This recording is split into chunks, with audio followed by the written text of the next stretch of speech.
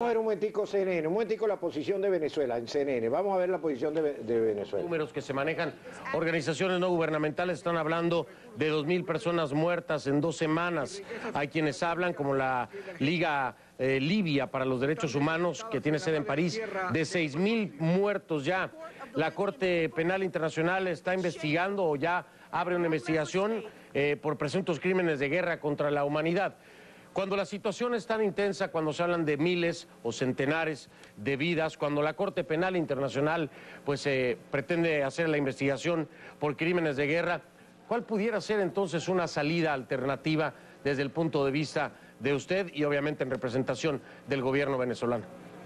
El planteamiento central que ha hecho el presidente Hugo Chávez Frías es su exhortación al mundo para que se constituya una comisión, se activen mecanismos de diálogo a los fines de que el gobierno y la oposición puedan encontrar caminos para el entendimiento y se pueda restituir la coherencia y unidad nacional hoy quebrantada por una guerra civil que estamos presenciando frente a nosotros.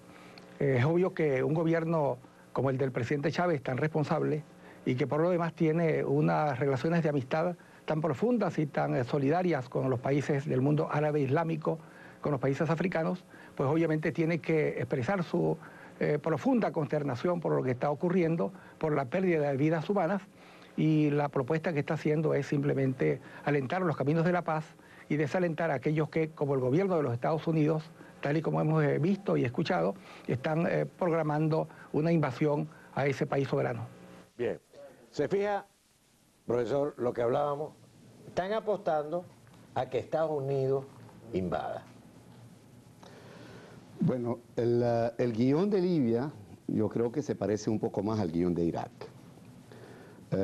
Todo el mundo dijo que en la guerra, en la tormenta del desierto de 1991, que una vez que sacaran las tropas iraquíes de Kuwait, iban a ir hasta Bagdad.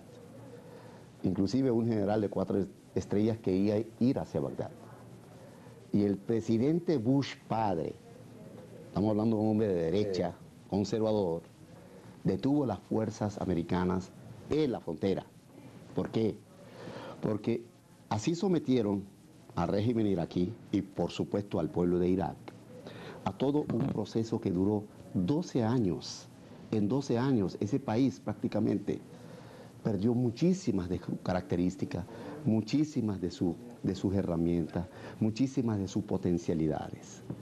Ese país petrolero que producía 6 millones de barriles y que cuando se movía Saddam Hussein temblaba el mundo por el precio del petróleo. Hoy, ese país no cuenta para nada. El guión de Libia puede ser en el largo alcance de que este señor, por su terquedad y porque cree que él es el consentido del pueblo, muy parecido a alguien que yo conozco aquí, que también se cree el consentido del pueblo, bueno, él no le importa. Ahora, profesor, Pero un momentico. Vamos a tratar de precisar, son las 7:44 minutos. Noticiero, con 2.000 marines y con una flotilla de helicópteros y tal, también son misiones que pueden servir en un momento determinado para otros fines. Y tenemos esta declaración. El Pentágono advierte de una zona de exclusión aérea, exige bombardeos y acciones de guerra. Esto aparece en el país de España. Esto lo dijo el secretario de Defensa norteamericano Robert Gates. Gates afirma que Estados Unidos está en condiciones de hacerlo, pero hay que calcular los riesgos. Lo dice el país, insistimos, de España. Ha advertido que la declaración de una zona de exclusión aérea sobre Libia supondría en realidad una intervención militar en ese país con bombardeos sobre determinadas posiciones y el uso de numerosos aviones y barcos de guerra para impedir que los aviones de Gaddafi puedan actuar contra los rebeldes y tener verdaderamente el control del espacio aéreo libio. Es necesario empezar con el ataque y la destrucción de los sistemas de defensa antiaérea de ese país. Ha manifestado hoy Gates en una comparecencia en el Congreso. Exige bombardeos de radares y otros sistemas que puedan intimidar a los pilotos norteamericanos o de otros países que lleven a cabo el control. Sin embargo, insistimos, él ha dicho hay que calcular los riesgos. Exacto, eso es lo que se llama técnicamente hablando non-flight zone. Es decir, tú bloqueas eso, pero para bloquear eso, cualquier avión que se levante, lo tienes que tumbar y lo tumban automáticamente. Pero ¿qué ocurre? Eso es una acción militar. Esa acción militar, los voceros estadounidenses han dicho, nosotros no lo vamos a hacer unilateralmente. El presidente Sarkozy hoy también está en contra de una acción militar. Ahora, esto es tipo Kosovo. ¿Usted se recuerda a Kosovo? Sí, se recuerda. Todos los europeos que vengan a los Estados Unidos y no resuelvan esto.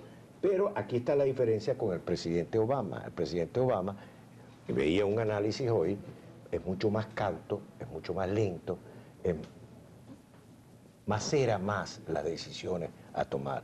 De manera que me resulta improbable que unilateralmente los Estados Unidos haga ese ataque por su cuenta.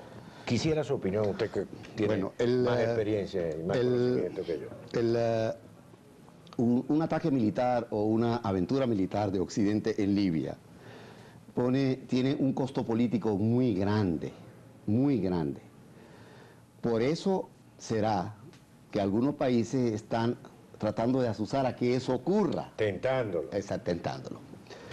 ¿Por qué? Porque esa cosa que está ocurriendo en el norte de África y el Medio Oriente es una cosa que, si bien es cierto que tiene la intervención de agendas diferentes, una cosa sí es cierta: hay un levantamiento genuino de la población.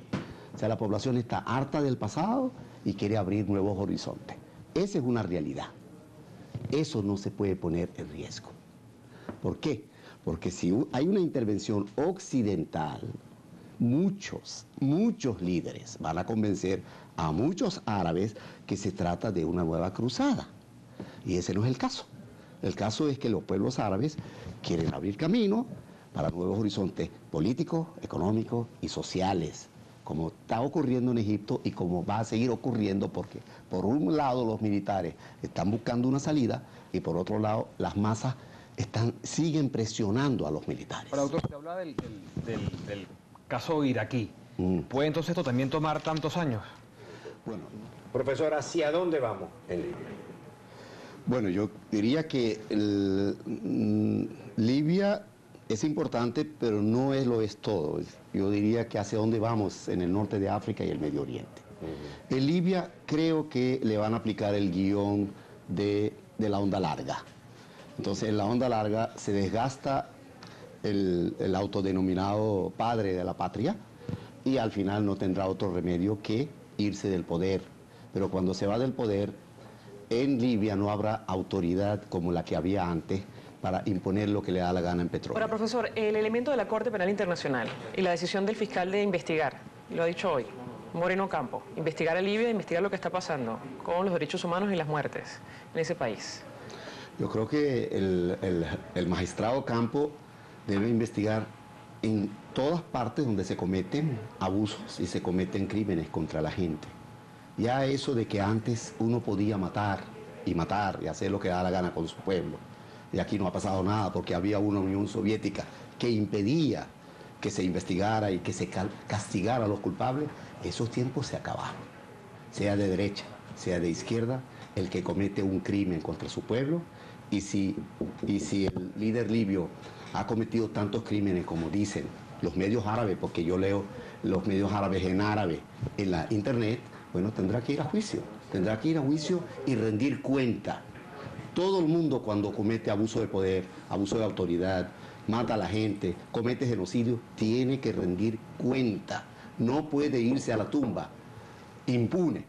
No importa quién sea, tiene que rendir cuenta. Profesor, ahora, ¿y con Irán? Ajá.